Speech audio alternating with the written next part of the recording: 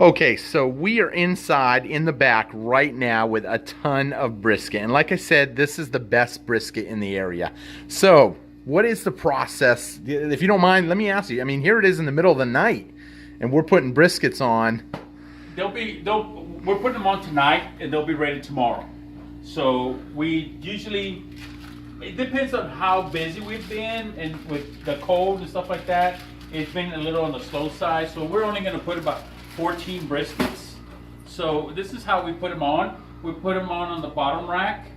We don't put anything on them. The flavor comes from the wood itself, and we use mesquite wood. So it's a very good wood, and we've been using it. We've been here almost 30 years, and we've been using it all the time that we've been here. Okay, so I noticed on the briskets you have a thick layer of fat. Correct. That's only on one side. Correct. You usually put that on top or on bottom? We put this on the top. Okay. We're just partial to that. Some people put it the other way around. Some people say that you put the fat up so that the juices go through the brisket. Okay. It really doesn't matter. The most important thing about a brisket is gotta have fat. Gotta have fat. It's gotta have the fat because we cook overnight, and if it doesn't have fat, you're gonna have a dry piece of meat. Okay. So if you go to the grocery store and you find some that say trimmed, it's not. For the way we cook, it's not good. For slow cooking, long period of time, it's not going to come out that good. It's not going to work very well. All you're going to have is a dry piece of meat. Okay. Like this one here has some fat on it, but not as much as I like for it to be. Yeah. So. Because I know, I'll be honest, the first time I brought you in here a brisket that you cooked for me, because I know you do cook briskets for customers. So if someone don't want to come in and just buy it by the pound, they can drop off a brisket and you'll cook it for them for a fee. And they come out great. But the first time I did that, I almost brought you a brisket that was all trimmed.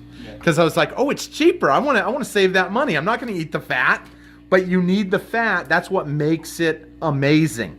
That's what gives it the flavor. Yes, actually the briskets that are trimmed cost more. Because it's labor.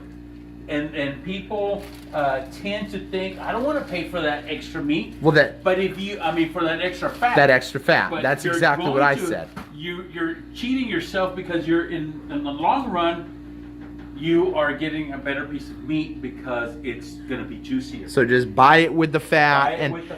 Now, how long do these usually take? Like we're putting them on right now. How long would you say these usually cook for? 8:30, something like that. I don't know what that is. Right, about 8:30 at night. Almost 9:10. They'll be ready by tomorrow morning. I'll be in around 7:30 or something like that, and they'll be ready. And if they're not ready, we just finish them off. Okay. And actually, we don't really want them to be ready. We want to finish them off because we want to make sure we take them out at the right time. Because if they get cooked too early and nobody's here to take them off, they're gonna get dry. Be dried up. Yeah, and they're gonna get dry. Now you space them. Are you leaving rows in between too? It looks like you left a row there. I'm putting every other one briskets on the bottom. So I have one more rack, and remember I have whatever it is. They gave me 14, 15, 16 briskets, but I'm gonna put some on the top rack so that it'll so I can get them all in there. The most briskets I ever put in here was 100 briskets. This thing holds 100 briskets? Look at that. I mean, can you imagine 100 briskets in there? My manager cooked, he did a fundraiser for his son's school. And he did 1,500 chicken quarters. 1,500 plus sausage. As a matter of fact, we're going to have another fundraiser. He's going to do another fundraiser on the 7th. And I think it's either 1,000 or 1,500 people. So, I mean, you're welcome to come and see that one. Okay. And that one, he's going to do chicken. I think he's going to do chicken and sausage. So what's going to happen is we don't have to worry about cooking the chicken overnight.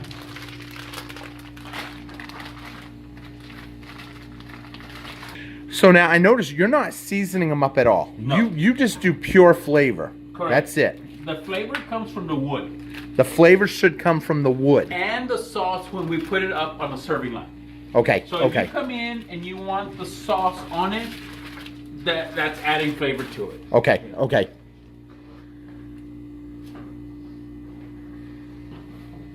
So that's 12 briskets right there, because there's 2 in every rack. Okay. So these, I'm just gonna put on the top rack, or not the top rack, the middle rack. Okay. And you gotta have it spaced out to where it balances everything out. Okay. Now, would you say it was, when you put 100 in here, was it spaced or was it pretty tight? It was, well, I was using every rack. Every rack. The briskets were not as big. It takes a little longer?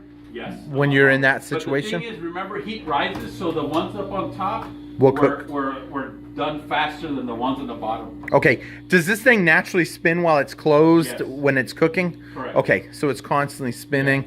So Now- I put a brisket up here. There's one rack with 3 briskets, so I need to find the one that's directly across so that it's balanced out. Now, does this thing, like, do you have to drain this out somehow Yes. at the end? Like, because all this must produce Yes, it the produces fat, a lot of grease. the grease. A lot of the grease. So you have to and we drain it out. Drain it out. Okay.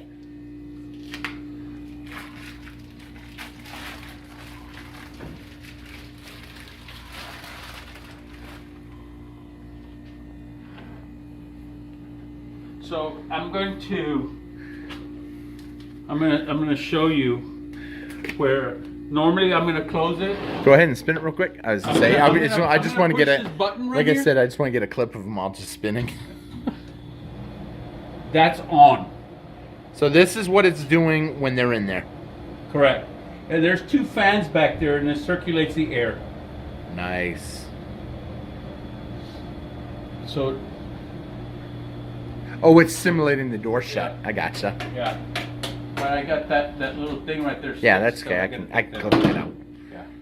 Okay, so now, of course, we're gonna close this one here first, and it comes on. What are you cooking at? About 220. Okay. About 220. So- So now I have to put wood in the firebox. Okay. So first of all, I need to make sure this is the firebox. Oh, I thought it was like all electric. It's electric and gas. Oh, okay. So we're putting real wood in there. I didn't know that. Okay. Oh, yeah. Let me get some wood. Yeah. So this is mesquite wood. We just had this delivered. Now, So this is mesquite wood is the key, one of the keys to amazing barbecue. correct. Why you only really see good barbecue in Texas, especially here, but you don't see it up north. No, a lot of people use mesquite, and a lot of people use oak. Oak is a harder piece of wood. We like the mesquite. It gives it we believe it gives it a better taste to the meats. Okay. You know. So when you see the brisket, it's got that little red ring. It's from the wood, whether Nice. it's mesquite, oak, or whatever. You know, this is what it is. So Excellent. we just got. Here, save your talking until you're over here, though. Okay. I only say that because when we're walking, I probably won't keep You're not that gonna in be there. recording my ass. Exactly. So now you can go ahead and. So we just got mesquite wood. We got 4 cords of wood, and so we're putting in the wood in here like that. And I'm gonna go get some more. Look how pretty that is. Nice, nice. Yeah. So if you run out of wood in the middle of the night, it'll stop the cooking process. So I gotta get some more wood because it's that what I just put in there is not gonna be enough. So the wood is only for the flavor. It's not for the Correct. cooking. It's not for the cooking. So if you didn't put wood, it would be like someone cooking a brisket in their oven. correct. Okay. The key is to the wood. The smoke to get in the brisket. Correct. Gotcha. And then in a few minutes, what we'll do is I'll take you outside and you can look at the smokestack. Okay. And you can see the smoke coming out. Awesome. There's some little tricks to the trade. You know, you kind of put, okay, so that's in there like that. So that's gonna burn off. Okay? So I don't want all the wood to burn off all at the same time. So what I'll do is I'll get a log Yep. and put it over to the side like that. Oh, okay. See, so it's here. So what's gonna happen is these are gonna burn. Yep. And then there's going to be these coals here, and this is going to slowly start gradually pushing burning. into it. Correct. Okay. Yep. And it'll burn. So in the morning, when I come in the morning, there'll be a little lump of either it'll be dark or it'll be bright red like that. Now the bright red coals that are in there right now, was that like leftover from yesterday? No, from this afternoon. So you keep this going all round the clock. Correct. The only time it gets a rest is Saturday to Sunday. Okay. Saturday night to Sunday. Yep. Because you're Evening, closed. because we got to put meat on Sunday for Monday. Right. Okay. Okay. So that's the only time. Awesome. We've had this pit. This pit we've had it for. We've been here 28, 29 years, something like that. And we've had this probably now, about all 20. your other stuff. You have amazing sausage, great chicken, all the other items that you put on there. That goes on in the morning. Correct. But the brisket's got to slow cook all night long. Correct. That's the key to it. If you have a brisket and it's falling apart, yep, that's what we consider being overdone. Oh, okay. Okay. Okay. You cooked it too long. Okay. So this is what we use to tell if a brisket is done. Okay. If you fork it and the fork comes out really neat and real easily, then it's fine. The brisket is fine. It's done. But if you fork it and it clings to the brisket, it still needs a little bit more. Excellent. Okay. Now, every now and then you get some briskets that are naturally tough, and you don't know that until it's done. Okay. Okay. And today we had a couple of them like that. So we don't want to use them. We end up using them for chopping. Okay. Okay. So it's not, you don't throw it away. You just chop beef exactly for sandwiches. Yeah. I mean, because your quality is head and shoulders above any other barbecue place in Texas. Okay, so that's, I appreciate I that. mean, but everybody already knows that unless they're like brand new to the channel and just heard about it or something, you know. But okay, so let's take a walk. We'll go look at the stack. Okay. Okay. Well, I decided to add another piece of wood in here. I don't think this is going to be enough. It'll be enough, but look at this flame. Is there such thing as too much wood? Yes. Okay. So see how this already caught? yes. So what I'm going to do is I'm going to end up putting this one even further back, like right there. Okay. So it'll catch gradually. Yep. And it'll complete smoke. It'll be smoking like that. Okay. So now if we open up the doors. So you can have too much smoke. Yes. And you don't want small wood because small wood creates a lot of heat. And when you have a brisket that has the edges real crunchy, that means your pit got too hot. Oh, okay. I didn't know that. Okay. Yeah. Okay. Yeah. So let's open up the doors now, and you'll see that now you'll see all the smoke inside. Woo! You just see it rolling up. Yeah. Okay, excellent. Nice. So we'll get them sealed back up in there. That way they have that nice ring. Yeah. Awesome, awesome. Good morning, YouTubers. Tsquare here with Tsquare Talk. So we are back. It is 6 in the morning. If you're still with me now, hit that subscribe button if you haven't already hit it. I am super excited to go in there and see how these briskets are doing. We're going to be putting on some sausage. We're going to be putting on some pork ribs, some beef ribs. We're going to put on some chicken, stuff that we're going to need for the day. So I'm excited. So let's go in and check it out.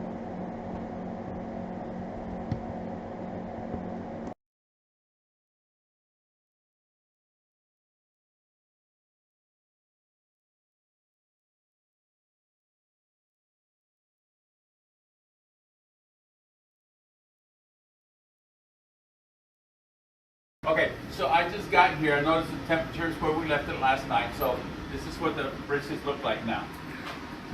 Oh, those look amazing. But they're not quite done yet. They still need some more cooking.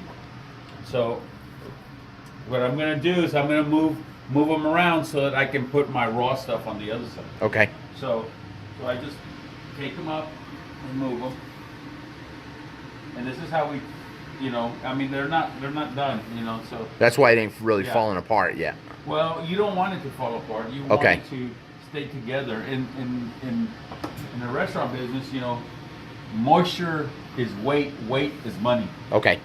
So you want it to weigh more or to have some weight to it. Like a link of sausage, you want it to weigh. You don't want it to pop and shrivel because you're losing moisture. Oh, okay, okay. So this one here, this is how we're gonna end up trying to see how it's still kind of hard. Okay, Yep. so it still needs some. So the whole thing is we're gonna finish it off. We're gonna finish it off during the day, and that way it comes out throughout the day. You know, I mean, you don't want them to be sitting around doing nothing because it loses moisture and it loses something about it. It's just a cooking.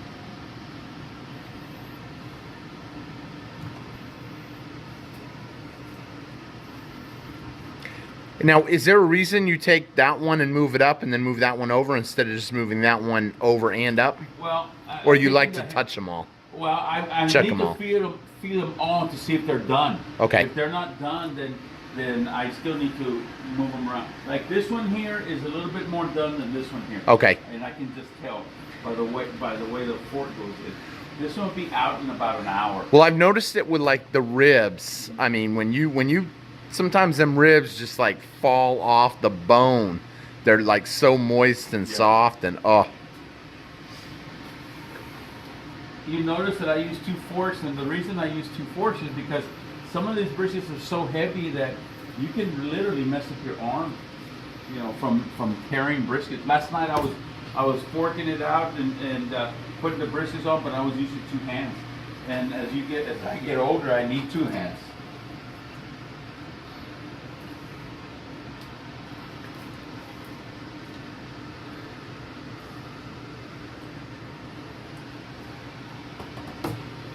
Okay, so now I've got everything moved over to this side because you cannot cross-contaminate raw stuff and cooked stuff. Okay. So now I'm going to put my raw stuff on this side. Okay. Okay? Yep. Oh, and I'm going to move the temperature up. You're moving it out? Yeah, 275 is what we cook during the day. Okay. Okay, so now we're gonna open up the pit and see what's ready. Okay. So. Woo!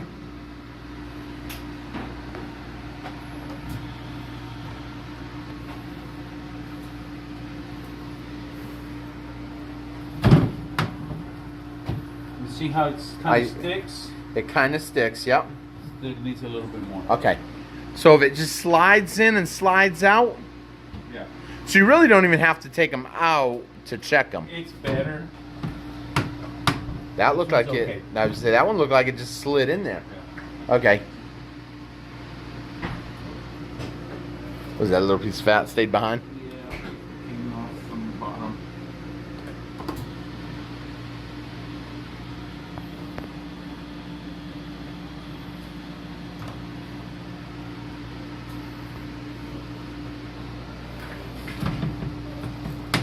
That looked good. Was that one good? Okay, maybe I could do this. Have you ever? Have I ever what? Will it? It's not gonna fall. I always worry the way when you grab them with the forks, it just like collapsing out. Yeah, I mean, I've dropped briskets before. Oh. And it's not a pleasant sight because I get. Yeah, you got to throw it away. Yeah, Yeah, that. exactly. Shoo. And it falls apart and stuff. You know. But if they're done properly, it should not fall apart. Correct. Okay, so tell me, is this one ready? Check it out. You check it. That felt good. I'd This. say yeah.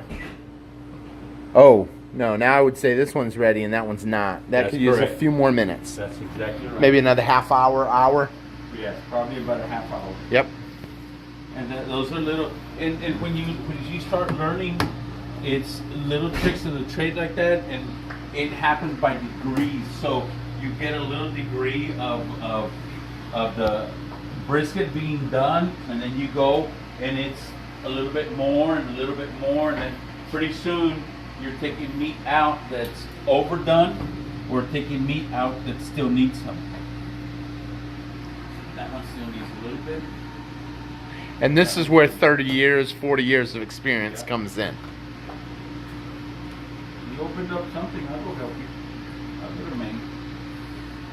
Of course, a hunt. It'll cost you a hunt. We'd be doing a moose hunt. We'll get you on the register and. Whatever hunt. Because up in Maine, where I'm from, we don't have this type of. I probably shouldn't say that on my video, but I don't want someone beating me to the punchline. I've never seen anything like this in Maine. Well, I've never even seen it in New England. Well, we've had people that come from Arizona, and I remember way back then when somebody had brought their own style of cooking down the street, where they were going to open up a Mexican restaurant with their style. Yep. And it didn't work.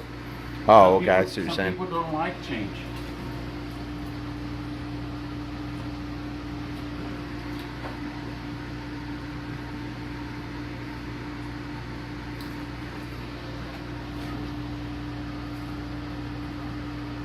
And now you'll put it in the warmer until customers start coming in here in another half hour or whatever. You have to Yep. use a warmer. You can't. The best thing is to take them straight out of the pit to the front line. But you know, it's what, 9 o'clock? It's not even open yet.